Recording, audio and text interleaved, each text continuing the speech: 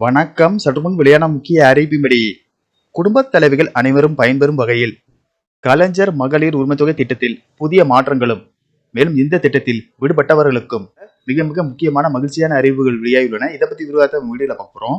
வீடியோவை கடைசி வரைக்கும் முழுமையாக பாருங்க. வீடியோக்குள்ள போறதுக்கு முன்னாடி இந்த வீடியோ ஒரு லைக் பட்டனை பிரஸ் பண்ணிக்கோங்க. வாங்க வீடியோக்குள்ள போகலாம். குடும்பத்திற்காக வாழ்நாள் முழுவதும் ஓயாமல் உழைத்துக் கொண்டிருக்கும் ஏழை பெண்களின் உழைப்புக்கு அங்கீகாரம் கொடுப்பதற்காகவும் வறுமையை ஒழிப்பதற்காகவும் தமிழ்நாடு அரசால் செப்டம்பர் 15ஆம் தேதி 2023ஆம் ஆண்டு கலைஞர் மகளிர் உரிமைத்தொகை திட்டம் கொண்டுவரப்பட்டது.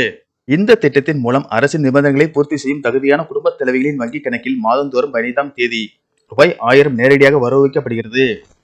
இதை வைத்து பெண்கள் தங்களுடைய அன்றாட குடும்ப செலவுகளை செய்து வருகின்றனர். இந்த நிலையில் சட்டமன்ற தேர்தல் நெருங்கும் நிலையில் முதற்கட்ட வாக்குறுதிகளை அதிமுக பொதுச் செயலாளர் எடப்பாடி பழனிசாமி வெளியிட்டுள்ளார்.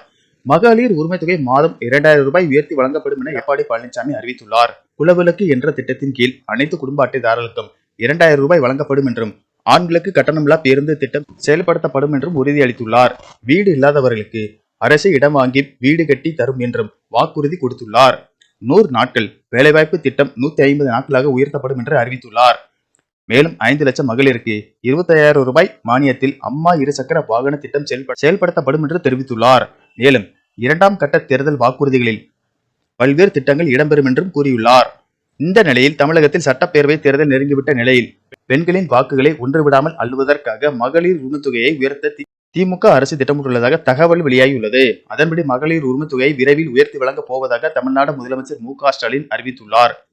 மேலும் முதல்வர் ஸ்டாலின் அறிவித்துள்ள மற்றொரு செய்தி என்னவென்றால், தற்போது வருமான வரம்பு உள்ளிட்ட விதி விலக்குகளை நீக்கி விண்ணப்பித்த அனைத்து பெண்களுக்கும் உரிமைத்தொகை வழங்கப்படும் என கூறப்படுகிறது. மேலும் தகுதி இருந்தும் நிராகரிக்கப்பட்ட பெண்கள் மேல்முறையீடு செய்தால் அவர்களின் விண்ணப்பங்களை ஏற்று வீட்டிற்கு வந்து கள ஆய்வு செய்து உடனடியாக உரிமைத்தொகை வழங்கப்படும் என தமிழக அரசு அறிவித்துள்ளது. தமிழக அரசின் இந்த அறிவிப்பால் குடும்ப பெண்களிடையே மகிழ்ச்சியை ஏற்படுத்தி உள்ளது. நன்றி, வணக்கம்.